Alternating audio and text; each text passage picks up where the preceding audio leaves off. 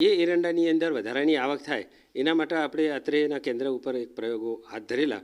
ખેડૂત મિત્રો જુઓ તો નાની નાની જે ઈયળો છે એ આ સાઈઝની હોય છે અને ધીરે ધીરે એ પહેલાં પ્રથમ સ્ટેજ, પછી બીજા સ્ટેજ, પછી આ ત્રીજા સ્ટેજની છે ઈયળો.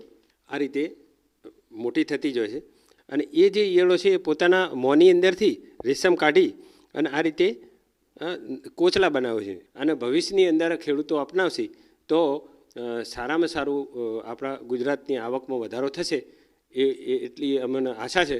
1 કિલો જ્યારે પત્તાને ખાશે એના પછી જે લાળ કાઢે છે એ લાળના માધ્યમથી રેશમ પટ્ટી રૂ ટાઈપ નીકળે છે અને એ રૂના માધ્યમથી જ્યારે બજારમાં રૂની કિંમત 8 થી 9 હજાર રૂપિયા છે. નમસ્તે ખેડૂત મિત્રો, આજે એરંડા પકાવનારા ખેડૂતો માટે એકદમ મોટા અને ખુશખબરીવાળા સમાચાર લઈને આવ્યા છીએ. હવે એરંડાના પાનમાંથી પણ રેશમ બનશે. હા, તમે બરાબર સાંભળ્યું છે.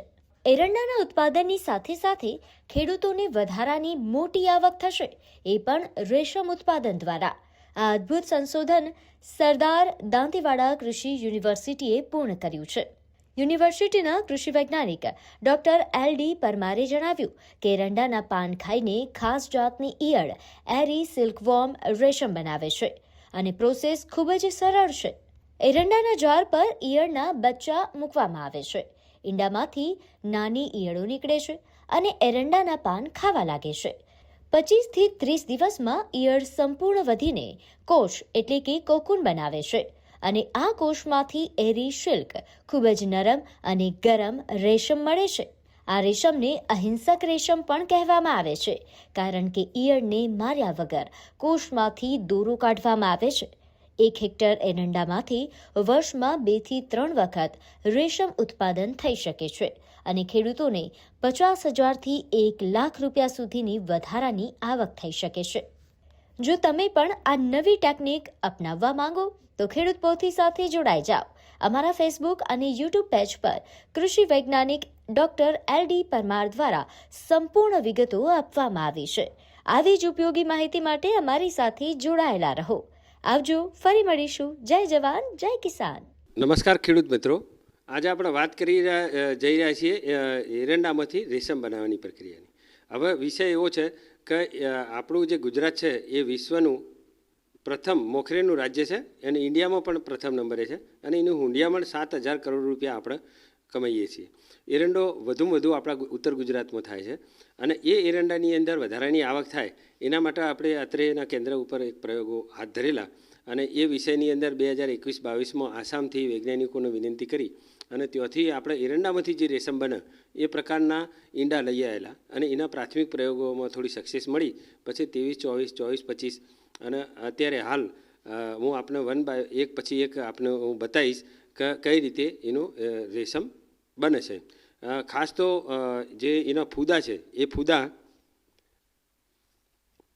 આ રીતે લાકડાની દંડી ઉપર અમે પ્રયોગ હાથ ધરેલો અને એના જે ઈંડા છે એ ઈંડા આ રીતે મૂકતા હોય છે અને ખસખસના દાણા જેવડા ઈંડા હોય છે અને એ ઈંડાની અંદરથી પછી નાની નાની ઈયળો નીકળતી હોય છે અને જે એ ઈયળો છે એ થોડી મોટી થાય એટલે આ બીજા સ્ટેજની ઈયળ છે. અને ખેડૂત મિત્રો જુઓ તો નાની નાની જે ઈયળો છે એ આ સાઈઝની હોય છે અને ધીરે ધીરે એ પહેલાં પ્રથમ સ્ટેજ, પછી બીજા સ્ટેજ, પછી આ ત્રીજા સ્ટેજની છે ઈયળો.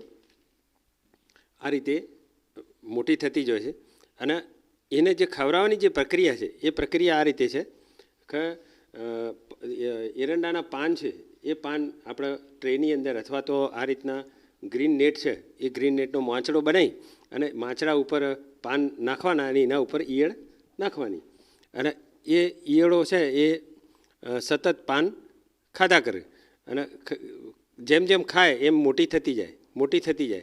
એક સમય એવો આવે કે એ પીળી પડી જાય એટલે ખાવાનું બંધ કરી દે.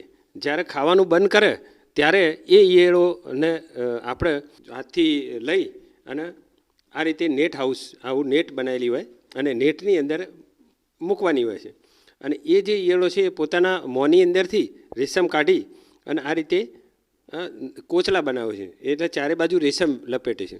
હવે આ જે કોચલાની એવી ખાસિયત છે કે જે કોચલું છે એ એક બાજુથી પોચું હોય છે અને એક બાજુથી કડક હોય છે. આ જે પોચો ભાગ છે એની અંદરથી એનો જીવ અથવા ફૂદું છે એ નીકળી જાય અને પછી ખાલી જે કોચલું રેશમનું હોય એટલે રૂના પૂમડા જેવું હોય છે.